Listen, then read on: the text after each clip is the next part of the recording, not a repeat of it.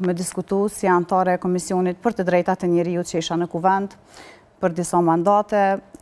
Kem qenë edhe në spitalin, sidomos në onkologji, dhe me vjen keq që qytetarët tanë nuk kanë mundësi që të marrin barnat për shërim të kancerit. Pra ka qenë një ndër rastet më të rënda që kam përjetuar.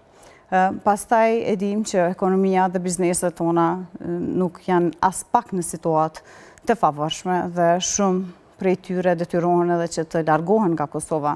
E të mos flasim pra për të rinj të cilët nuk e shohin më të ardhmen e Kosovë, pra Kosova nuk është më vendi shpresës për të rinjët tonë. Qytetarët tonë meritojnë të kenë një shtet stabil, meritojnë të kenë një ekonomi stabile, meritojnë të kenë paga, jo vetëm që të kalojnë muajin, mirë po të jetojnë një jetë të dinjitetshme.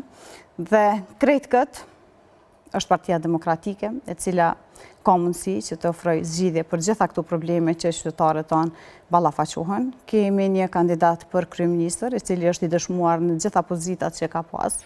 Kemi një listë për deputet, që secili është profesionist në fushën e vet. E mbi të gjitha kemi një program i cili në detaje është analizuar dhe ofron zgjidhje për problemet me të cilat përballen qytetarët tonë sot. Kjo është hera e tretë që po shkojmë në zgjedhje nacionale brenda 15-16 muajsh, dhe këto i kemi dëgjuar pra edhe për programin, edhe kandidati për kryeministër ka qenë zoti Hamza, edhe kandidatët e tjerë, por rezultati nuk po është ai që po synohet. Çka prisni ndryshe kësaj radhe? Çka ka ndryshuar? Kësaj radhe mendoj që qytetarët janë vëdësuar dhe e kam parë që lëvizja vetëvendosje çka ka më shumë se gjitha partitë që ishim në opozit, ka të zhvilluar propagandën.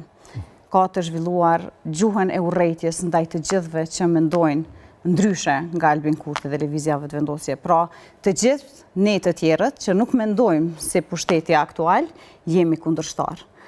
Janë kundërshtar partitë opozitare, janë kundërshtar mediat, janë kundërshtar institucionet e pavarura. Jeni dëshmitar edhe i 2 muajve që ishim në kuvend, ku isha kryetare Komisionit pikërisht për media dhe isha anëtare e Komisionit ad hoc edhe për zgjedhjen e bordit të RTK-s, po edhe të KPM-s, dhe si pjesë e atij komisioni jam dëshmitare që të gjithë ata